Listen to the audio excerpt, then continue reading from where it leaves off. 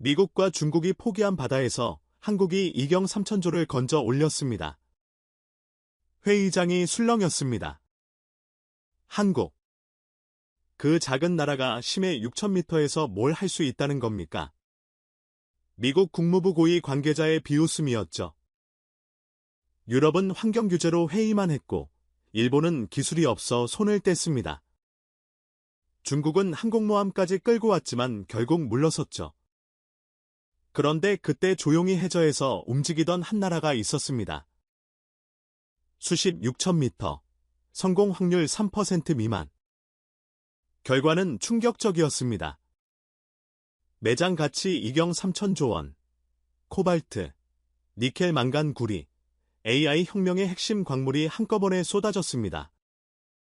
한국 국가 예산의 4,000배가 넘는 규모였죠. 이건 우리가 계산을 잘못한 겁니까? 강대국 전문가들이 당황했습니다. 그들이 회의하는 동안 한국은 이미 수십 년 전부터 준비하고 있었던 겁니다. 도대체 한국은 무엇을 알고 있었던 걸까요? 왜 미국이 한국에 손을 내밀었을까요? 포기한 쪽과 끝까지 판 쪽 그 선택이 만든 놀라운 반전. 지금부터 공개합니다. 잠시만 구독과 좋아요 부탁드립니다. 댓글에 대한민국 자원 화이팅 남겨주세요. 감동구름이 하기 시작합니다. 저는 마이클 스턴버그입니다. 미 국무부 산하 다국적 해저자원 공동조사단 전략 책임자로 근무하고 있죠.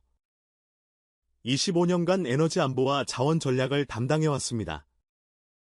석유, 가스, 히토류까지 다뤄봤지만 이번만큼 충격적인 프로젝트는 처음이었습니다. 이 편지는 본국 정부에 보내는 비공개 보고서입니다. 하지만 동시에 제 고백이기도 하죠. 우리가 얼마나 오만했는지, 얼마나 아니했는지를 담은 기록 말입니다. 모든 건 도널드 트럼프 대통령의 행정명령에서 시작됐습니다. 심해 광물 채굴을 국가 최우선 전략 과제로 지정한다. 단 한 줄의 선언이었지만 전 세계가 뒤집혔습니다. 왜냐하면 이건 단순한 자원 개발이 아니었거든요. AI 시대의 패권을 누가 주느냐의 문제였습니다. 인공지능 반도체, 전기차 배터리, 차세대 에너지 저장 시스템 이 모든 것의 핵심 광물이 심해에 있었습니다. 코발트, 니켈 망간 구리 육지에선 중국이 거의 독점하고 있는 광물들이죠. 그런데 바다 밑엔 그 양이 비교도 안 됩니다. 클라리온 클리퍼턴 해역, 줄여서 CCG라고 부르는 곳이 있습니다. 태평양 한복판, 하와이와 멕시코 사이 공해상이죠. 이곳에 저 6,000m 아래에 망간 단계라는 게 깔려 있습니다. 주먹만 한 검은 돌멩이처럼 생겼는데 그 안에 인류가 필요로 하는 모든 광물이 들어있죠. 전문가들이 계산한 총량이 얼마인지 아십니까? 이경 3천조 원입니다. 2천조도 아니고 이경이에요. 숫자로 쓰면 2,300조. 한국 국가 예산의 4,000배가 넘는 규모죠. 이 정도면 자원이 아니라 전략무기입니다. 트럼프의 행정명령 이후 워싱턴은 발칵 뒤집혔습니다. 국방부, 에너지부, 상무부가 합동 태스크포스를 꾸렸고 저는 그 책임자로 임명됐습니다. 첫 회의는 펜타곤 지하 3층 상황실에서 열렸죠. 중국이 움직이고 있습니다. 정보국 브리핑이 시작되자마자 나온 말이었습니다. 스크린에는 위성사진이 떴죠. 중국 산둥성 칭다오 항구였습니다. 대형 해양 탐사선 5척이 일렬로 정박해 있었어요. 이 배들은 모두 심핵 채굴 장비를 실었습니다. 목적지는 CCG로 추정됩니다. 회의실이 술렁였습니다. 속도가 이렇게 빠를 줄은 몰랐군요. 해군 제독이 중얼거렸습니다. 중국은 이미 10년 전부터 준비하고 있었던 겁니다. 우리가 논쟁만 하는 동안 그들은 장비를 만들고 인력을 훈련시켰죠. 유럽은 어떻습니까? 환경 규제 때문에 움직이지 못하고 있습니다. 프랑스와 독일이 주도권 다툼 중이고요. 일본은요. 광고 신청은 했지만 실제 채굴 기술은 없습니다. 장비 대부분을 수입에 의존하고 있어요. 순간 회의실에 묘한 침묵이 흘렀습니다. 미국, 중국 결국 이 싸움은 양강구도라는 거였죠. 우리는 그렇게 생각했습니다. 그때 한 참모가 손을 들었습니다.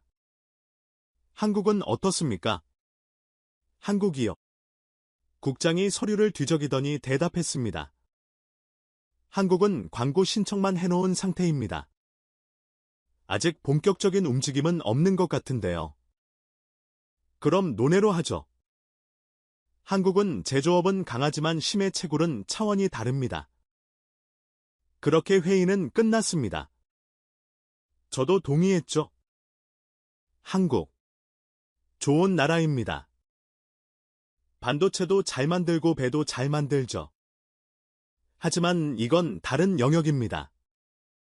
6,000m 심의에서 광물을 캐내고 가공하고 운송하는 시스템. 이건 미국과 중국 같은 초강대국만 할 수 있는 일이라고 생각했습니다. 우리의 첫 번째 실수였죠. 다음 날 저는 국제적이고 있어 본부가 있는 자메이카로 날아갔습니다. 각국 대표단이 모여 채굴 허가 절차를 논의하는 자리였어요. 회의장은 긴장감으로 가득했습니다. 중국 대표단은 20명이 넘었습니다. 기술진, 법률팀, 외교관까지 총동원이었죠. 그들은 자신감에 차 있었습니다. 우리는 이미 시험 채굴에 성공했습니다. 곧 상업 생산에 들어갈 겁니다. 중국 수석 대표의 발언이었습니다. 허세가 아니었어요. 그들은 실제로 심해 로봇을 개발했고 작은 규모지만 만간 단계를 인양하는 데 성공했습니다. 유럽 대표단은 방어적이었습니다. 환경 영향 평가가 먼저입니다. 심해 생태계는 한번 파괴되면 복구가 불가능합니다. 노르웨이 대표가 목소리를 높였죠. 맞는 말이었습니다.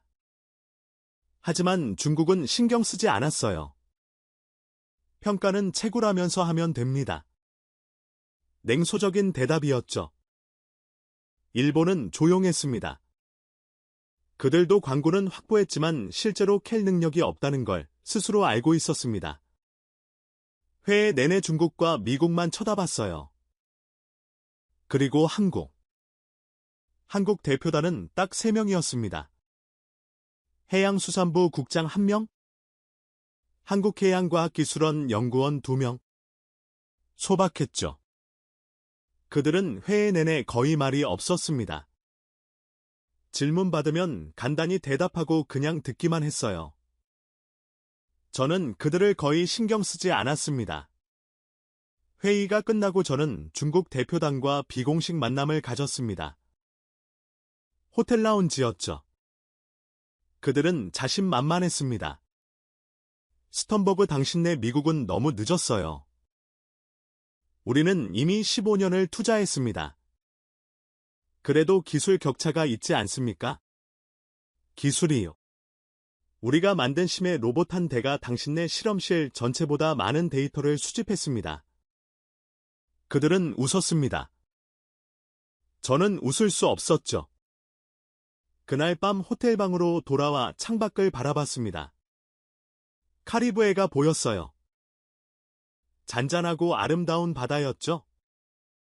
하지만 그 밑에는 전쟁이 시작되고 있었습니다.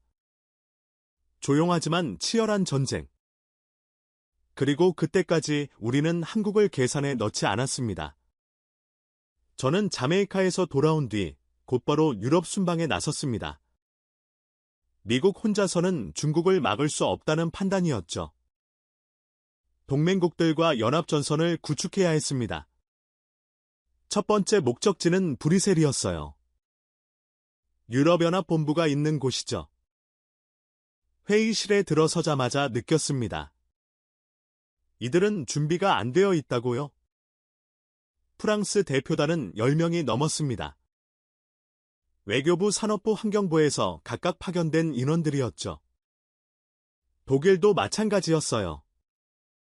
그런데 문제는 이들이 서로 다른 목소리를 낸다는 거였습니다.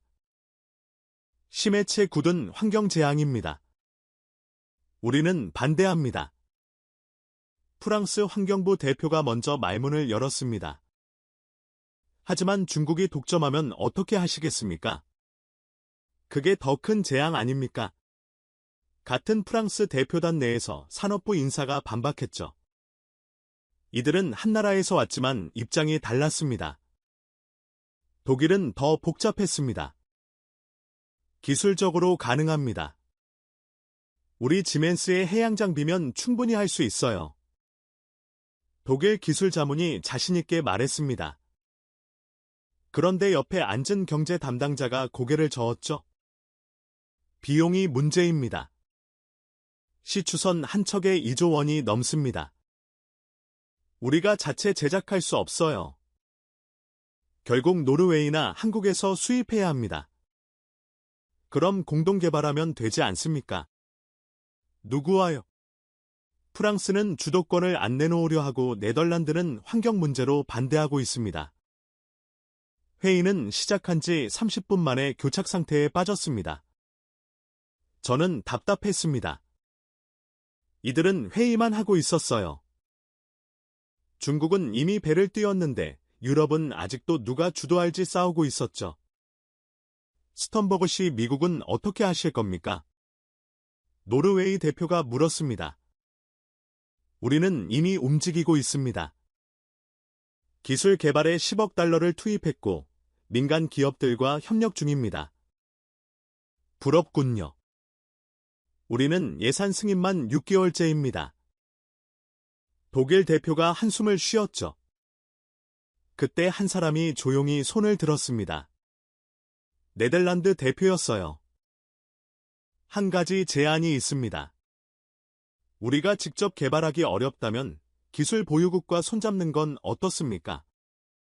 기술 보유국이요. 미국 말씀이십니까? 아니요. 한국입니다. 순간 회의실이 조용해졌습니다. 한국이요. 프랑스 대표가 어이없다는 표정을 지었습니다. 네, 한국은 세계 최대 조선국입니다. 시추선, 해양 플랜트 건조 능력이 세계 1위죠. 게다가 심해 탐사 경험도 풍부합니다. 하지만 한국이 우리와 협력할 이유가 있습니까? 그들도 경쟁자 아닙니까? 그건 제안하기 나름이죠. 저는 그 대화를 듣고 있었지만 크게 관심을 두지 않았습니다. 한국. 좋은 파트너가 될 수도 있겠죠. 하지만 이 게임의 주인공은 아니라고 생각했습니다. 회의는 결론 없이 끝났습니다. 다음 회의는 3개월 뒤로 잡혔죠. 저는 브뤼셀을 떠나면서 확신했습니다. 유럽은 너무 느리다고요. 다음 목적지는 도쿄였습니다. 일본은 달랐습니다. 적어도 결정은 빨랐죠. 총리 관저에서 긴급회의가 소집됐고 저는 특별자문으로 초청받았습니다. 스턴버그 씨, 일본의 입장을 이해해 주십시오. 우리는 이미 CCG 광구를 7만 5천 제곱킬로미터나 확보했습니다. 일본 경제산업성 장관이 말했습니다. 자랑스러워 보였죠. 그런데 채굴 계획은 어떻게 되십니까? 제가 물었습니다. 장관의 표정이 굳어졌습니다. 그게 기술적인 문제가 좀 있습니다. 옆에 앉아있던 기술 책임자가 고개를 숙였죠. 솔직히 말씀드리겠습니다. 우리는 대형심의 채굴 시스템을 보유하고 있지 않습니다. 시험용 소형 로봇은 있지만 상업 규모는 불가능합니다. 그럼 개발하시면 되지 않습니까? 시간이 문제입니다. 최소 10년은 걸립니다. 그때까지 중국이 기다려줄까요? 회의실에 침묵이 흘렀습니다. 대안은 없습니까? 제가 다시 물었습니다. 있습니다. 장관이 서류를 꺼냈습니다. 한국과 협력하는 겁니다. 또 한국이었습니다. 한국은 심해시추선 건조 능력이 세계 최고 수준입니다. 우리가 광고를 제공하고 한국이 기술과 장비를 제공하는 방식이죠. 그럼 수익 배분은요? 그건 협상사항입니다만. 장관이 말끝을 흐렸습니다. 제가 보기에도 일본이 불리한 협상이었어요. 광고만 있고 기술이 없으면 결국 한국이 주도권을 줄 수밖에 없었죠. 한국이 응할까요? 제가 물었습니다. 아직 공식 제안은 하지 않았습니다. 하지만 비공식 채널로 타진은 해봤습니다. 반응은요? 관심 있다는 뉘앙스였습니다. 다만 조건을 붙더군요. 어떤 조건입니까? 단순 하청이 아니라 동등한 파트너십을 원한다고 했습니다. 기술 이전도 요구하고요. 저는 속으로 웃었습니다. 한국답다는 생각이 들었죠. 그들은 언제나 한 단계 더 높은 곳을 노립니다. 하청 업체로 만족하지 않아요. 회의를 마치고 호텔로 돌아왔습니다.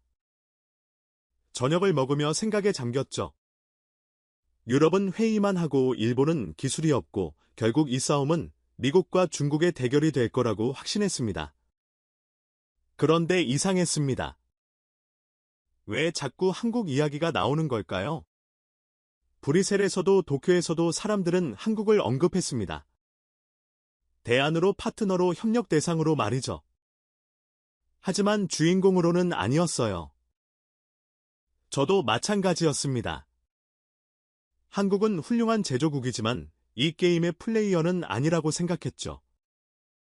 그날 밤 본국에서 긴급 메일이 왔습니다. 중국이 CCG 해역에 탐사선 3척을 추가 투입했습니다. 예상보다 빠릅니다. 저는 잠을 이룰 수 없었습니다. 시간이 없었어요. 유럽은 너무 느렸고 일본은 기술이 없었습니다. 미국이 직접 나서야 했죠. 하지만 우리에게도 문제가 있었습니다. 심해시추선이 없었던 겁니다. 정확히 말하면 있긴 했지만 충분하지 않았어요. 상업규모 채굴을 하려면 최소 10척은 필요한데 우리가 가진 건 고작 2척이었죠. 그럼 만들면 되지 않습니까? 누군가 제안했습니다. 시간이 얼마나 걸립니까? 최소 2년입니다. 예산도 문제고요. 회의는 또 막혔습니다. 그때 한 참모가 조심스럽게 말했습니다. 한국조선소에 맡기면 1년 안에 가능합니다. 또 한국이었습니다. 한국조선소가 그렇게 빠릅니까? 세계에서 가장 빠릅니다. 품질도 최고 수준이고요. 무엇보다 경험이 풍부합니다. 이미 노르웨이, 브라질의 심해시추선을 납품한 실적이 있습니다. 저는 고개를 끄덕였습니다. 알아보십시오. 견적을 받아보고 검토하죠. 그렇게 회의는 끝났습니다. 하지만 그날 밤 저는 묘한 기분이 들었습니다. 한국이 자꾸 등장했어요. 유럽도 일본도 심지어 미국도 한국을 찾고 있었습니다. 기술 때문에, 속도 때문에, 경험 때문에. 그런데 정작 한국은 조용했습니다. 그들은 회의장에서 거의 말이 없었어요. 제안도 하지 않았고 주장도 하지 않았죠.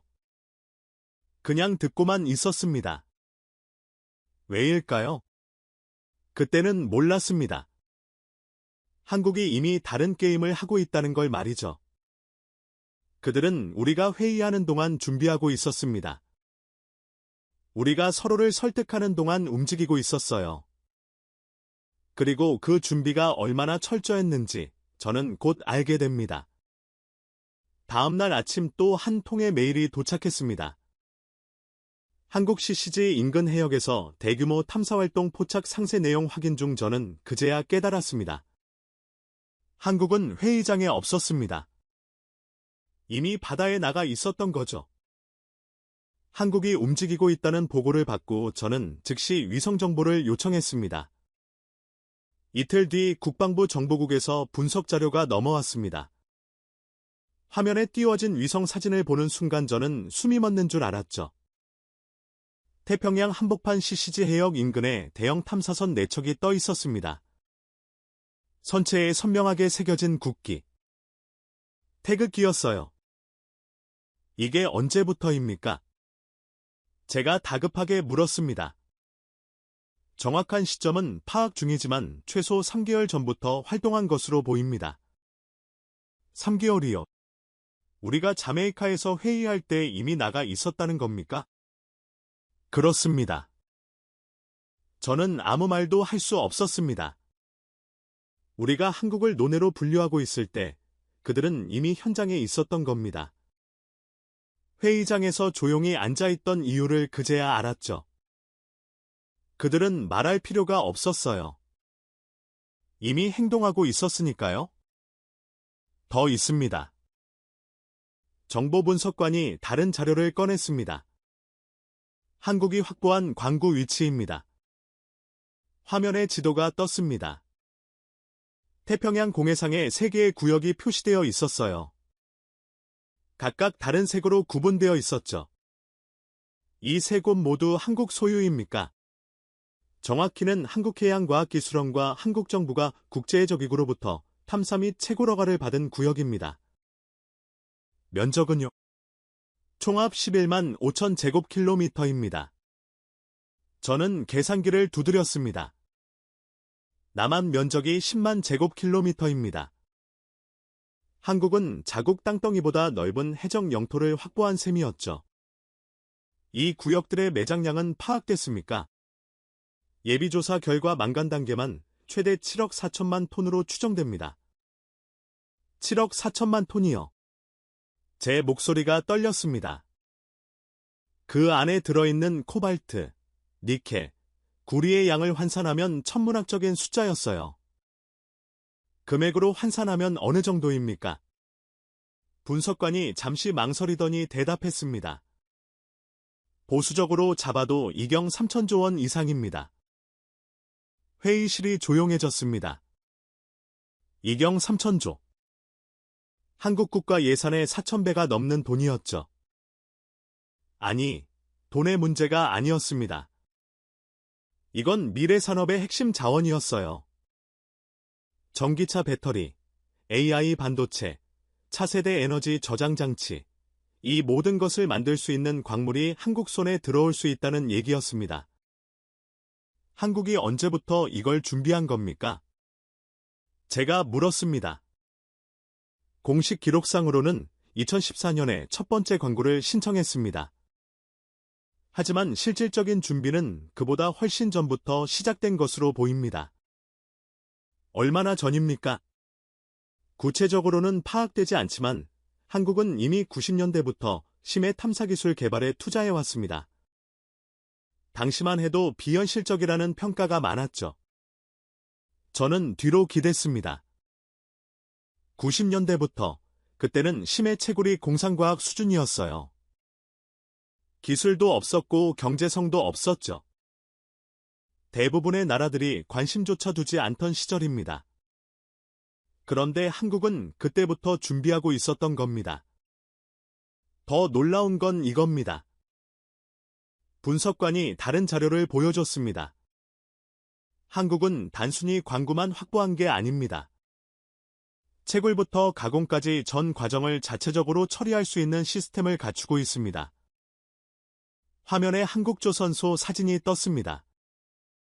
거대한 심해 시추선이 건조되고 있었어요. 저건 뭡니까? 한국이 자체 개발한 심해 채굴선입니다. 수심 7,000m까지 작업 가능하고 일일 채굴량이 3,000톤입니다. 3,000톤이요. 네, 중국이 개발한 시험선이 하루 500톤입니다. 한국 배는 그 6배죠. 저는 말문이 막혔습니다. 그리고 이건 해상가공 플랜트입니다. 다음 사진이 떴습니다. 축구장만 한 크기의 해상구조물이었어요. 채굴한 광물을 바다 위에서 바로 1차 가공합니다. 불순물을 제거하고 농축된 형태로 만들어서 육지로 운송하는 방식이죠. 왜 바다에서 가공합니까? 효율성 때문입니다. 망간 단계는 무게의 70%가 불필요한 물질입니다. 그걸 전부 육지로 가져오면 운송비가 너무 많이 들죠. 바다에서 먼저 처리하면 비용이 절반으로 줄어듭니다. 천재적이었습니다. 우리는 어떻게 캘까만 고민했는데 한국은 이미 캐고 나서 어떻게 처리할지까지 계산하고 있었던 겁니다. 더 있습니까? 제가 물었습니다. 네, 한국은 채굴선 제작 기술도 수출하고 있습니다. 수출이요. 노르웨이, 브라질, 싱가포르에 이미 납품했습니다. 세계 심해 채굴선 시장의 60%를 한국이 장악하고 있습니다. 저는 한동안 아무 말도 할 수 없었습니다. 한국은 광고를 확보했고 채굴 기술을 보유했고 가공 시스템까지 갖췄습니다. 게다가 그 기술을 다른 나라에 팔고 있었어요. 우리가 한국을 제조업 강국 정도로만 생각하는 동안 그들은 이미 심해 산업의 중심이 되어 있었던 겁니다. 이 정보를 국무부에 보고했습니까? 아직입니다. 확인 중이었습니다. 즉시 보고하십시오. 그리고 한국 측과 접촉할 수 있는 채널을 찾으세요. 알겠습니다. 저는 사무실로 돌아와 창밖을 바라봤습니다. 워싱턴의 하늘은 맑았지만 제 머릿속은 복잡했어요. 우리는 중국만 경계했습니다. 유럽은 늦고 일본은 기술이 없으니까 결국 미중 대결이라고 생각했죠. 한국은 그저 좋은 협력 파트너 정도로만 봤어요. 그런데 틀렸습니다. 한국은 파트너가 아니었어요. 경쟁자였습니다. 아니, 어쩌면 이미 우리보다 앞서 있었는지도 모릅니다. 그날 저녁 긴급 화상회의가 소집됐습니다. 국무장관, 국방장관, 에너지부 장관이 참석했죠. 한국이 이 정도일 줄은 몰랐습니다. 국무장관이 먼저 입을 열었습니다. 우리가 너무 안일했던 것 같습니다. 에너지부 장관이 고개를 끄덕였습니다. 문제는 시간입니다. 한국은 이미 세계의 바다를 손에 넣었습니다. 우리는 아직 한 곳도 본격적으로 착수하지 못했고요. 중국은 어떻습니까? 국방장관이 물었습니다. 중국도 마찬가지입니다. 그들도 광고는 있지만 실질적인 채굴 능력은 한국에 미치지 못합니다. 회의실에 무거운 침묵이 흘렀습니다. 그럼 우리 옵션은 뭡니까? 국무장관이 저를 쳐다봤습니다. 두 가지입니다. 첫째, 독자 개발을 강행합니다. 하지만 최소 5년은 걸립니다. 둘째, 한국과 협력합니다. 협력이라면 어떤 형태입니까? 기술 제휴, 공동개발, 지분 투자 등 여러 방식이 있습니다. 하지만 중요한 건 한국이 동의해야 한다는 겁니다. 한국이 거부할 이유가 있습니까? 미국과 손잡으면 그들도 이익 아닙니까? 누군가 반문했습니다. 저는 고개를 저었습니다. 그렇게 간단하지 않습니다. 한국은 이미 자체 역량으로 할 수 있습니다. 우리가 필요한 게 아니라 우리가 한국을 필요로 하는 상황입니다. 회의실이 다시 조용해졌습니다. 이건 처음 겪는 일이었어요. 미국이 다른 나라에 손을 벌리는 상황 말입니다. 그것도 안보나 외교가 아니라 기술과 자원 문제로요. 한국 측에 접촉해 보십시오. 비공식적으로라도 의향을 타진하세요. 국무장관이 지시했습니다. 알겠습니다. 저는 대답했지만 확신이 없었습니다. 한국이 우리 제안을 받아들일까요? 그들은 이미 모든 걸 갖고 있었어요. 광고 기술 시스템. 우리가 줄 수 있는 게 뭐가 있을까요? 며칠 뒤 한국 대사관을 통해 비공식 미팅이 성사됐습니다. 장소는 워싱턴 시내의 한 호텔 라운지였어요. 한국 측에서는 해양수산부 고위 관계자와 한국해양과학기술원 연구원이 나왔습니다. 뵙게 되어 반갑습니다. 저는 악수를 청했습니다. 저희도 반갑습니다. 상대방은 예의 바르게 응대했지만 표정은 차분했어요. 긴장한 기색이 전혀 없었죠. 우리는 자리에 앉았습니다. 단도직입적으로 말씀드리겠습니다. 미국은 한국과 심해 자원 개발 분야에서 협력하고 싶습니다. 제가 먼저 말문을 열었습니다. 어떤 형태의 협력을 원하십니까? 한국 측 대표가 물었습니다. 기술 제휴, 공동 탐사, 필요하다면 지분 투자도 검토할 수 있습니다. 구체적인 조건은 그건 협상 테이블에서 논의할 사항입니다.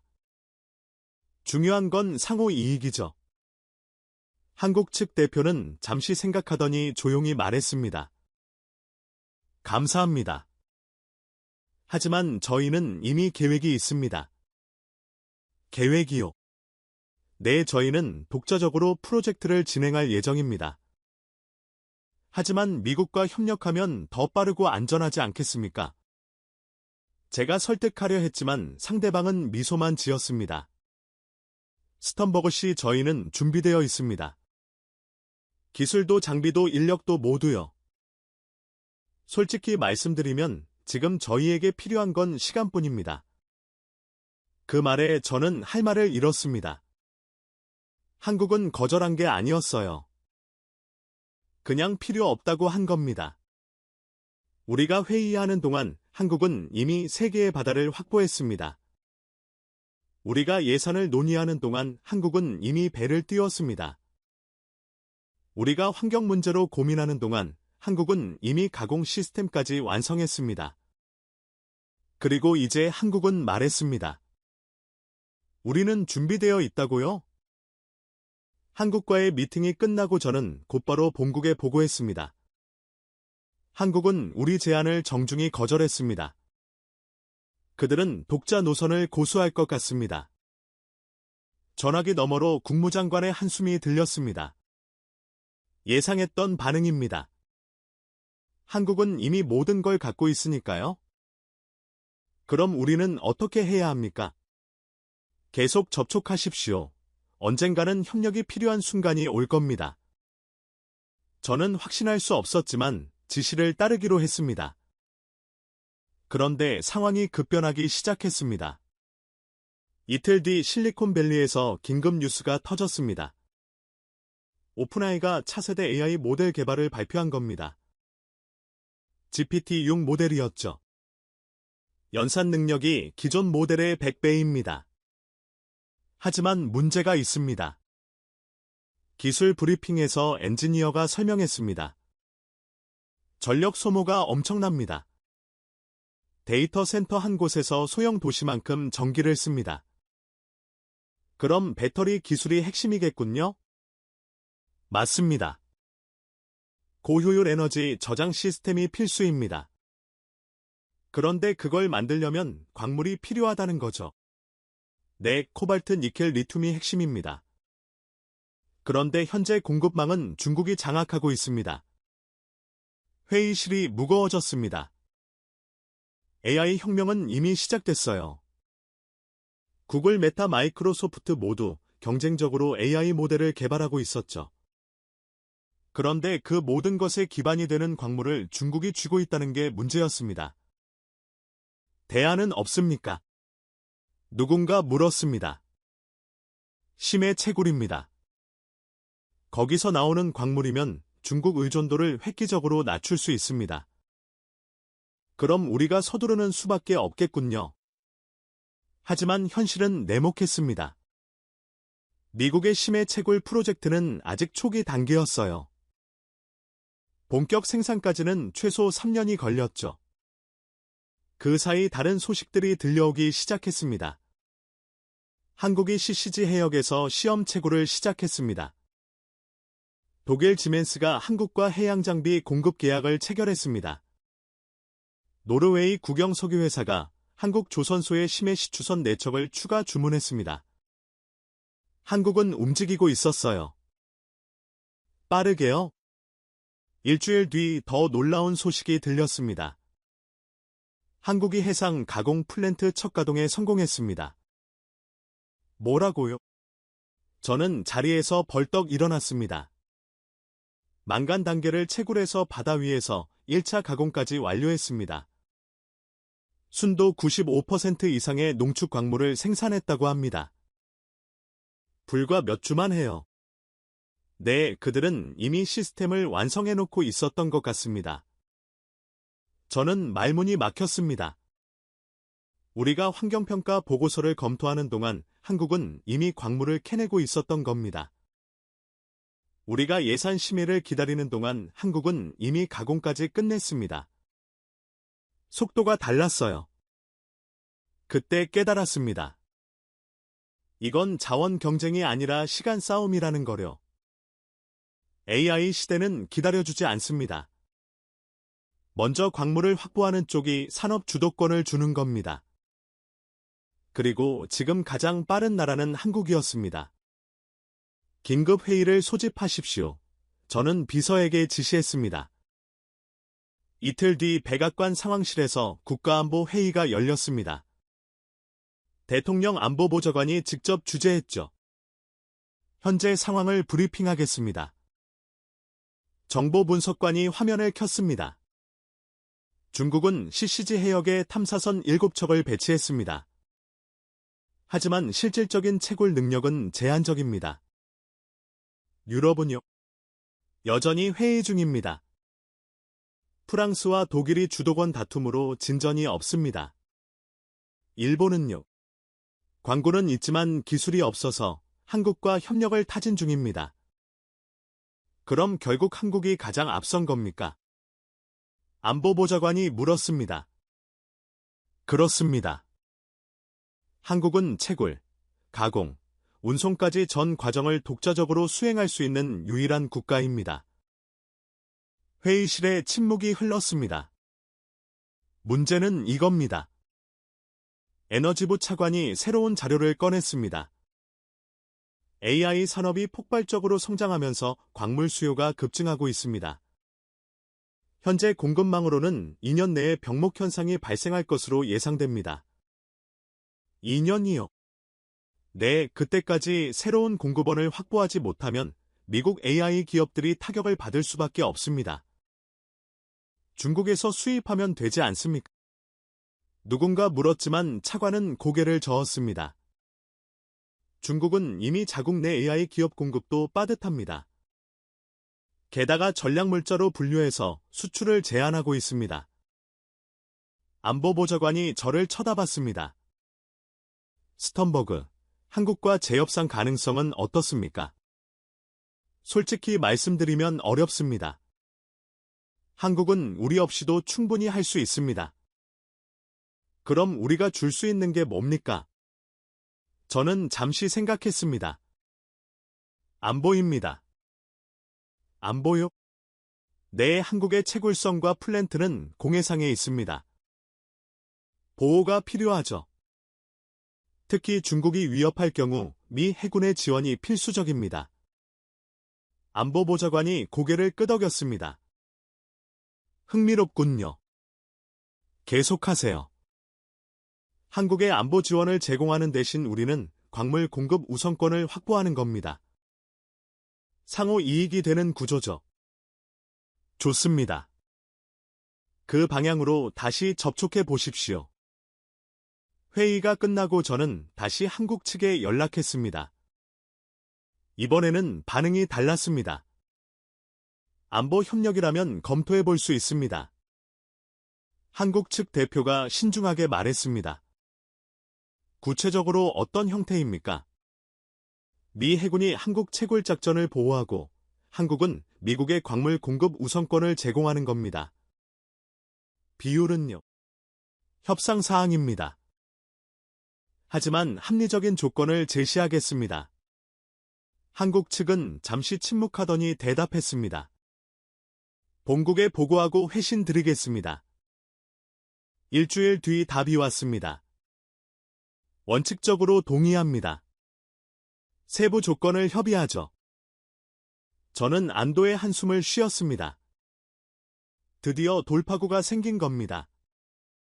협상 테이블이 마련됐습니다. 워싱턴과 서울을 오가며 치열한 논의가 이어졌죠. 한국은 명확했습니다. 우리는 하청업체가 아닙니다. 동등한 파트너십을 원합니다. 물론입니다. 기술 종속도 원하지 않습니다. 우리 기술은 우리가 관리합니다. 이해합니다. 그리고 광물 공급 비율은 우리가 결정합니다. 시장 상황에 따라 조정할 권리를 보유합니다. 협상은 쉽지 않았습니다. 한국은 한치의 양보도 없었어요. 그들은 자신들이 유리한 위치에 있다는 걸 알고 있었죠. 하지만 우리도 선택지가 없었습니다. 한 달 뒤 양국은 전략적 해양자원 협력협정에 서명했습니다. 핵심 내용은 이랬습니다. 첫째, 미 해군은 한국을 심해 채굴 작전을 보호한다. 둘째, 한국은 미국의 연간 채굴량의 40%를 우선 공급한다. 셋째, 기술 협력은 상호대등한 조건으로 진행한다. 발표 직후 업계가 들끓었습니다. 미국이 한국에 손을 내밀었다. 중국 견제를 위한 전략적 제휴. AI 시대 광물 확보 경쟁. 한미동맹이 승기 잡았다. 언론은 이렇게 보도했지만 저는 알고 있었습니다. 이건 동맹이 아니라 필요였어요. 우리가 한국을 필요로 했던 겁니다. 조인식이 끝나고 한국 측 수석대표가 저에게 다가왔습니다. 스턴버그 씨 좋은 협력이 될 것 같습니다. 저도 그렇게 생각합니다. 악수를 나누며 저는 그에게 물었습니다. 한 가지만 여쭤봐도 될까요? 한국은 언제부터 이렇게 준비하고 있었습니까? 그는 잠시 미소 짓더니 대답했습니다. 우리는 항상 준비하고 있었습니다. 다만 세상이 알아차리지 못했을 뿐이죠. 그 말에 저는 아무 대꾸도 할 수 없었습니다. 한국은 조용했지만 멈춰있지 않았어요. 회의장에서 말이 없었지만 손을 놓고 있지 않았죠. 그들은 준비하고 실행하고 완성했습니다. 그리고 이제 세계가 한국을 주목하기 시작했습니다. 속도가 곧 패권이었습니다. 한국은 그걸 증명했어요. 협정 체결 이후 상황은 급격하게 움직이기 시작했습니다. 한국은 채굴 속도를 높였고 미국은 제7함대를 태평양에 증강 배치했습니다. 그런데 문제는 중국이었습니다. 그들은 가만히 있지 않을 겁니다. 그리고 제 예상은 틀리지 않았습니다. 머지않아 바다 위에서 진짜 전쟁이 시작될 거라는 걸 저는 직감하고 있었습니다. 한미협정이 체결되고 일주일 뒤 상황이 급변했습니다. 중국 해군이 움직이고 있습니다. 국방부로부터 긴급 연락이 왔습니다. 저는 즉시 상황실로 달려갔죠. 화면에는 위성 실시간 영상이 떠 있었습니다. 중국 산둥함이 호위함 6척과 함께 동중국해를 빠져나가고 있었어요. 목적지가 어딥니까? 제가 물었습니다. CCG 해역으로 추정됩니다. 한국 채굴선이 작업 중인 구역이죠. 시간은요? 현재 속력으로 사흘이면 도착합니다. 회의실이 긴장으로 가득 찼습니다. 중국이 항공모함을 동원한다는 건 심상치 않은 신호였어요. 이건 단순 위협이 아니라 실제 행동에 나설 수 있다는 뜻이었죠. 한국 측에는 통보했습니까? 20분 전에 했습니다. 한국 외교부에서 긴급 대책회의 중입니다. 우리 함대 상황은 제7함대 소속 구축함 3척이 괌에서 출항 준비 중입니다. 하지만 현장 도착까지 이틀은 걸립니다. 저는 계산했습니다. 중국이 먼저 도착한다는 얘기였죠. 중국 의도가 뭡니까? 국방부 분석관이 대답했습니다. 한국 채굴 작전을 중단시키려는 겁니다. 물리적 충돌까지는 안 가더라도 최소한 위협을 통해 작업을 방해하려는 의도로 보입니다. 국제법상 문제는 없습니까? CCG는 공해상인데요. 맞습니다. 하지만 중국은 항행의 자유 명목으로 움직일 겁니다. 표면적으로는 군사훈련이라고 주장하겠죠. 실제로는 위협이면서요. 그렇습니다. 저는 한숨을 쉬었습니다.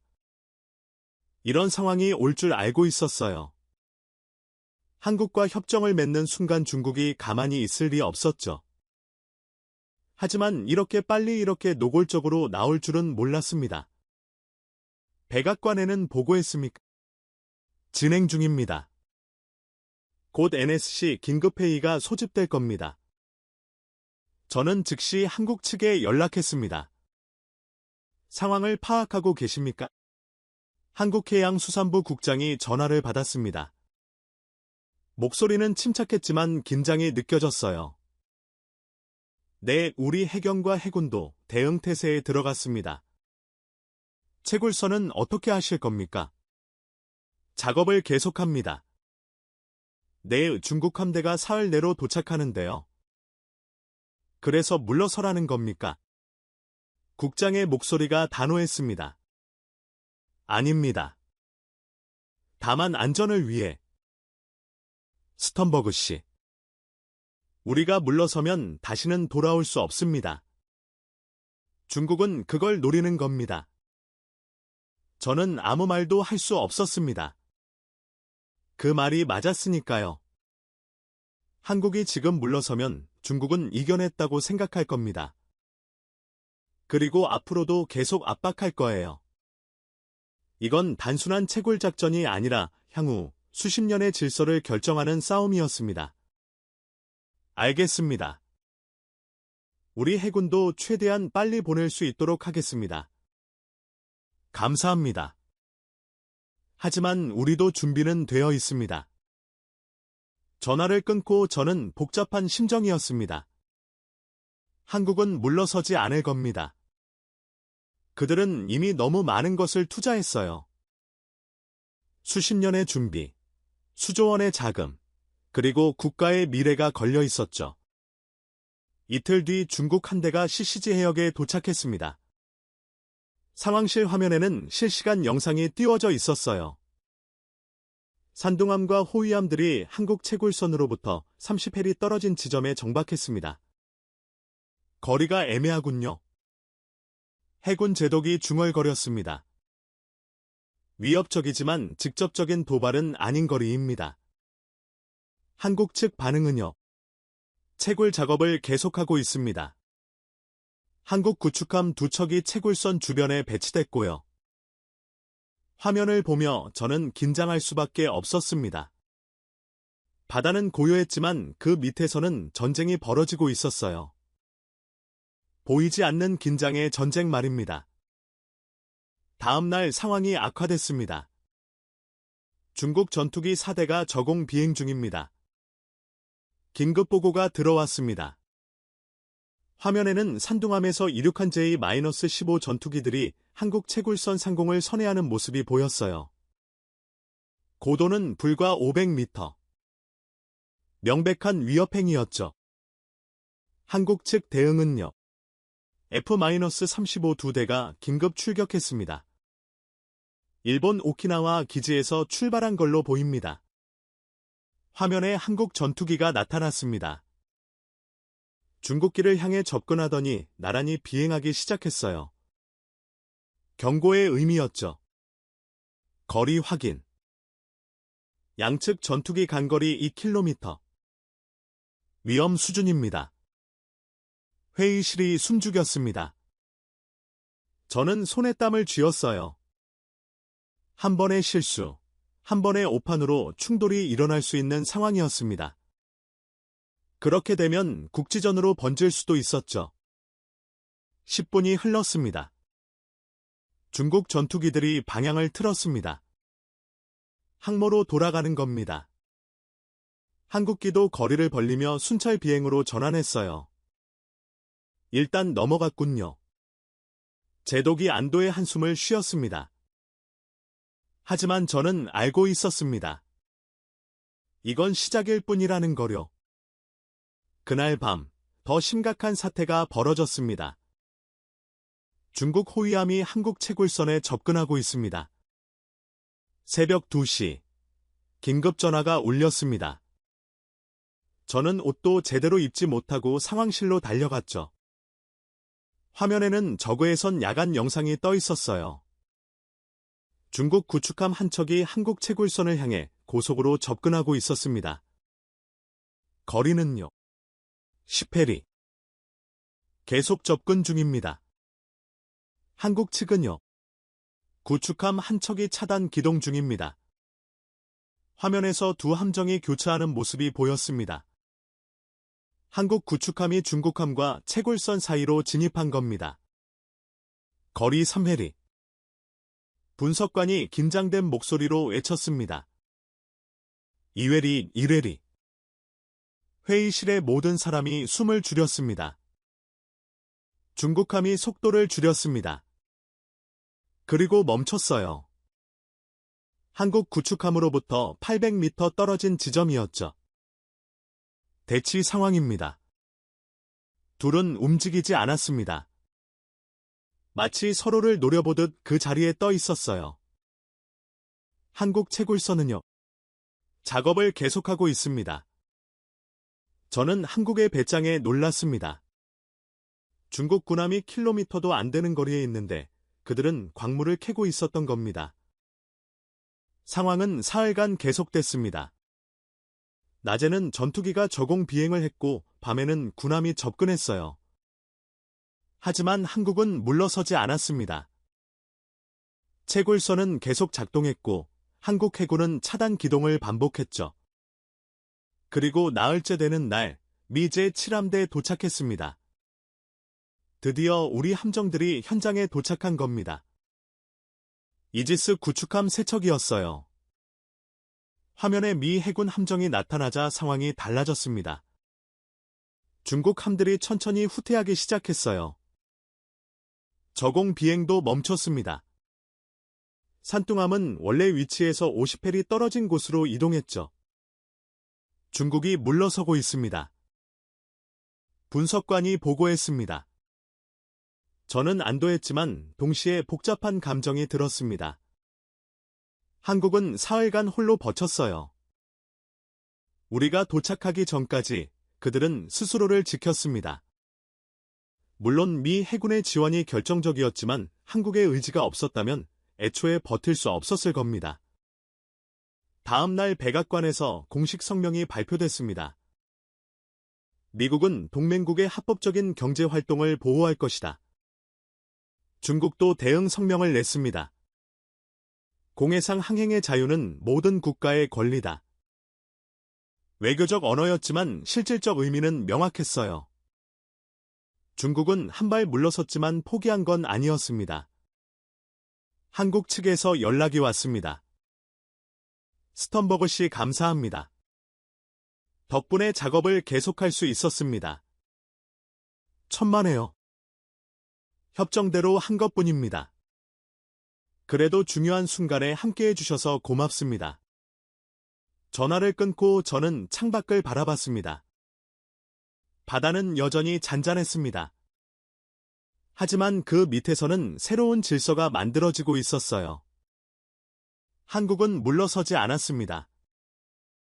중국의 위협에도 항공모함의 압박에도 그들은 자리를 지켰어요. 그리고 그 결과 세계는 깨달았습니다. 한국은 더 이상 보호받아야 할 나라가 아니라는 거요. 그들은 스스로를 지킬 수 있고 자신의 이익을 관철할 수 있는 국가였습니다. 며칠 뒤 국제 언론이 일제히 보도했습니다. 태평양 한복판에서 벌어진 조용한 대결. 한국이 승리했다. 중국 함대 후퇴. 한국 채굴 작전 개소. 심해 자원전쟁의 새로운 플레이어. 대한민국. 저는 그 기사들을 보며 고백할 수밖에 없었습니다. 우리는 한국을 과소평가했습니다. 그들을 단순한 제조국으로만 봤죠. 하지만 한국은 달랐어요. 그들은 기술도 있었고 의지도 있었으며 용기도 있었습니다. 그리고 무엇보다 준비되어 있었습니다. 바다 위에서 벌어진 사흘간의 대치. 그것은 단순한 군사적 긴장이 아니었어요. 새로운 시대의 시작이었습니다. 한국이 주인공으로 등장하는 시대 말입니다. 중국 함대가 물러난 뒤 저는 한국을 방문했습니다. 공식적으로는 후속 협의를 위한 출장이었지만 실제로는 제 눈으로 직접 확인하고 싶었습니다. 한국이 정말 무엇을 준비해왔는지 말이죠. 인천항에 도착했을 때 저는 놀랄 수밖에 없었습니다. 부도에는 거대한 시추선 세척이 정박해 있었어요. 각각 20층 건물 높이의 축구장 2개를 합친 크기였죠. 선체에는 대한민국이라는 글자가 선명하게 새겨져 있었습니다. 저게 전부 한국에서 만든 겁니까? 제가 물었습니다. 네, 울산과 거제 조선소에서 건조했습니다. 저 배들은 수심 7,000m까지 작업이 가능합니다. 안내를 맡은 한국해양과학기술원 박사가 자랑스럽게 설명했습니다. 중국 배보다 성능이 좋습니까? 비교가 안 됩니다. 중국 시험선은 하루 500톤 채굴이 한계입니다. 저 배들은 3,000톤씩 햅니다. 6배 차이군요. 네, 이 속도뿐 아니라 정밀도도 다릅니다. 우리 로봇팔은 해저 지형을 실시간으로 분석하면서 선택적으로 채굴합니다. 환경 파괴를 최소화하면서요? 저는 감탄할 수밖에 없었습니다. 다음 날 저는 부산에 있는 해상가공 플랜트 시뮬레이션 센터를 방문했습니다. 거대한 홀 안에는 실물 크기의 플랜트 모형이 설치되어 있었어요. 연구원들이 바쁘게 움직이며 테스트를 진행하고 있었죠. 이게 실제로 바다에 떠 있는 겁니까? 네, CCG 해역에 2기가 가동 중입니다. 여기는 신형 모델을 테스트하는 곳입니다. 신형이 네, 현재 모델보다 30% 효율이 높습니다. 내년에 추가로 4기를 띄울 예정입니다. 저는 플랜트 내부를 둘러봤습니다. 망간 단계가 들어오면 자동으로 분류되고 파쇄되고 화학 처리를 거쳐 고순도 광물로 변환됐어요. 전 과정이 무인 자동화 시스템으로 돌아갔습니다. 사람이 필요 없습니까? 관리 인력 10명 정도만 있으면 됩니다. 나머지는 AI가 처리합니다. 놀랍군요. 이게 한국의 강점입니다. 조선, 이트, 반도체 기술이 결합된 결과죠. 연구원이 자신있게 말했습니다. 저는 그제야 이해했습니다. 한국이 왜 이렇게 빨랐는지를요. 그들은 하나의 기술만 개발한 게 아니었어요. 여러 분야의 기술을 융합시킨 겁니다. 세계 최고의 조선 기술로 배를 만들고 이트 기술로 자동화 시스템을 구축하고 반도체 기술로 정밀 제어를 했습니다. 이 모든 게 한 나라 안에서 가능했던 겁니다. 서울로 돌아와 저는 정부 고위 관계자들과 회의를 가졌습니다. 솔직히 말씀드리겠습니다. 우리는 한국을 과소평가했습니다. 제가 먼저 인정했습니다. 늦었지만 이제라도 알아주셔서 감사합니다. 한국 측 대표가 미소 지었습니다. 한 가지 궁금한 게 있습니다.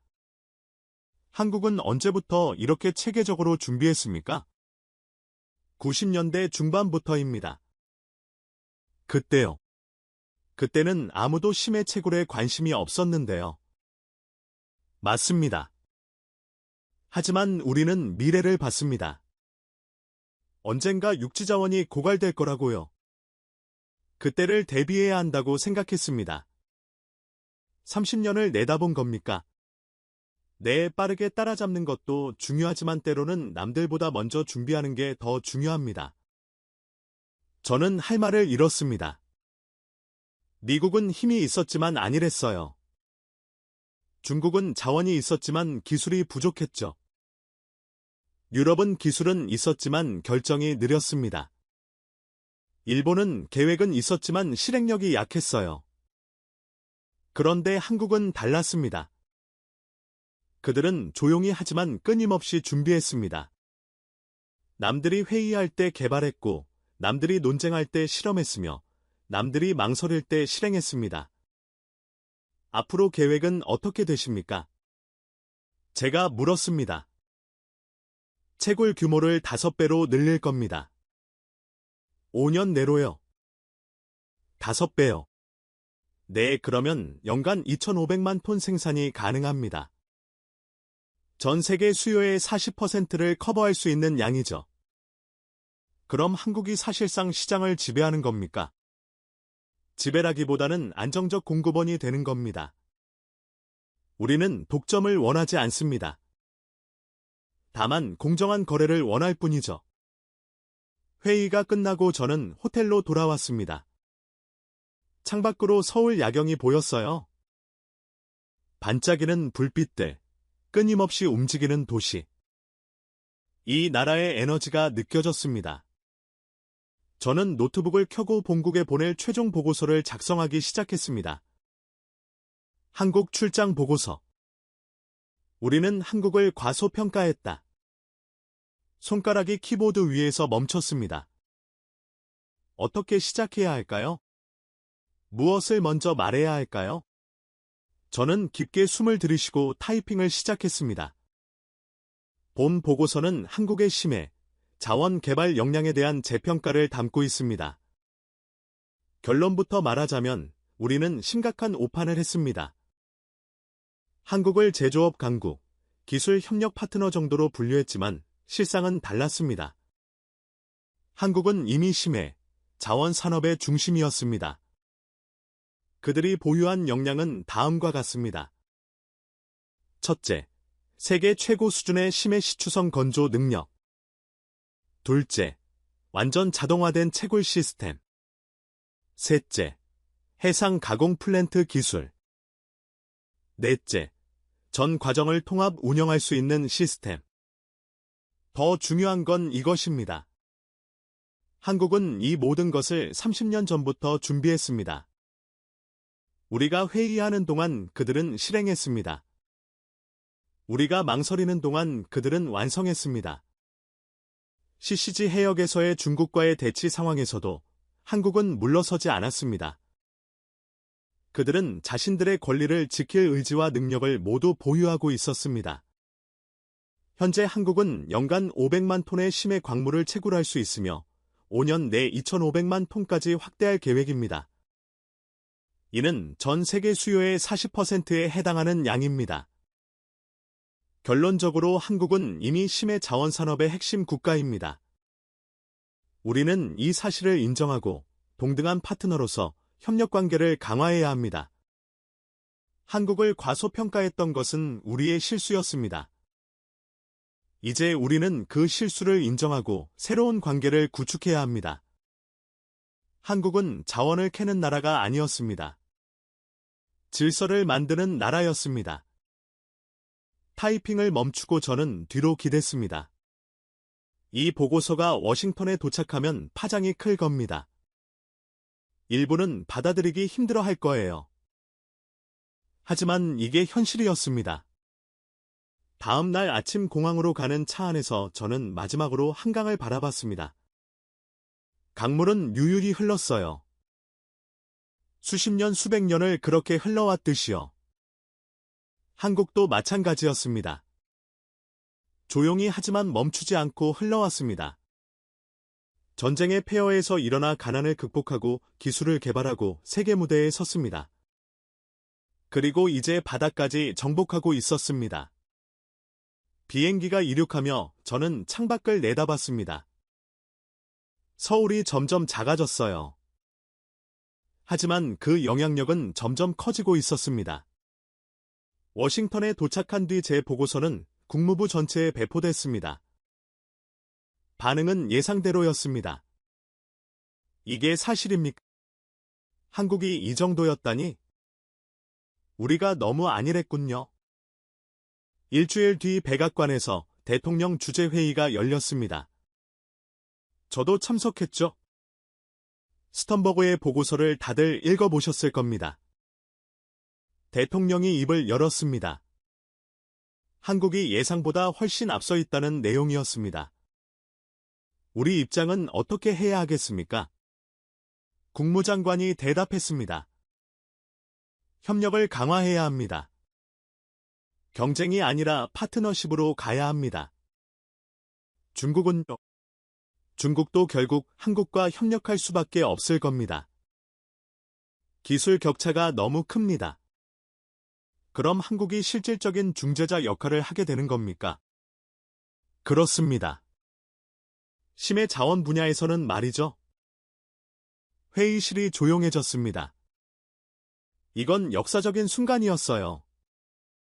미국이 특정 산업 분야에서 다른 나라의 주도권을 인정하는 거니까요. 하지만 선택의 여지가 없었습니다.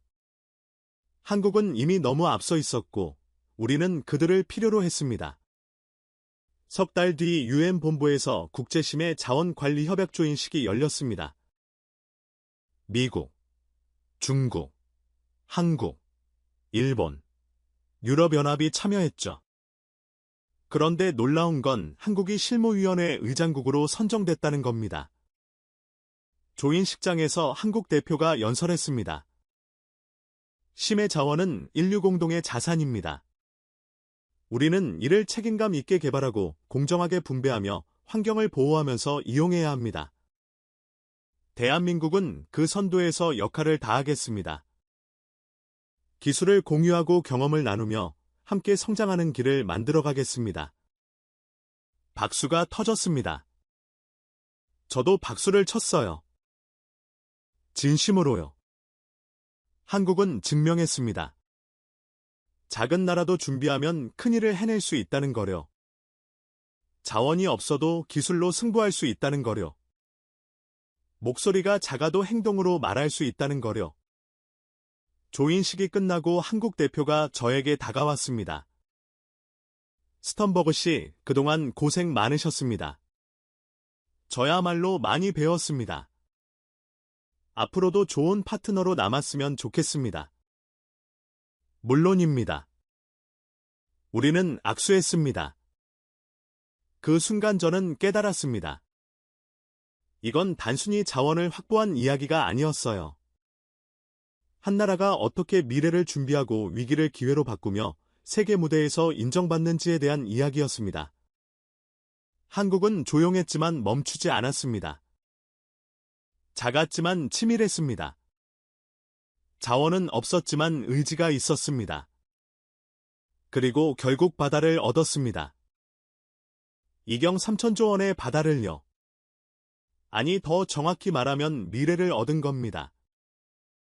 바다는 넓었습니다. 하지만 준비된 나라는 하나였습니다. 그 나라가 바로 대한민국이었습니다. 여러분, 이야기는 여기서 끝이 났습니다. 어떠셨나요? 이 영상이 마음속에 작은 불꽃이 되셨다면 구독과 좋아요 부탁드립니다. 댓글로 여러분의 생각을 들려주세요. 대한민국 화이팅! 이라고 적어주시고요. 다음에도 감동구름 채널은 더 좋은 이야기로 찾아뵙겠습니다. 감사합니다. 다음에 또 만나요.